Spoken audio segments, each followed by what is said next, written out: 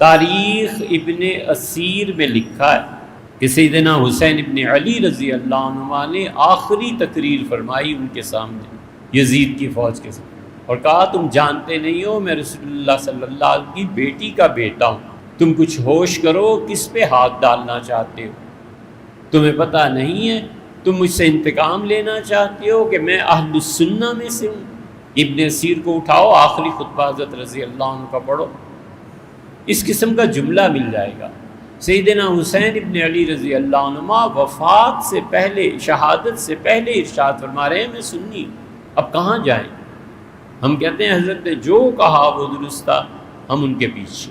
इसीलिए याद रखना चाहिए हमेशा ये अहले बैत किराम रज़ी अल्लाह अन्हुम की जो मोहब्बत है ना, इसको हुस्ने ख़ातिमा में बड़ा दखल है।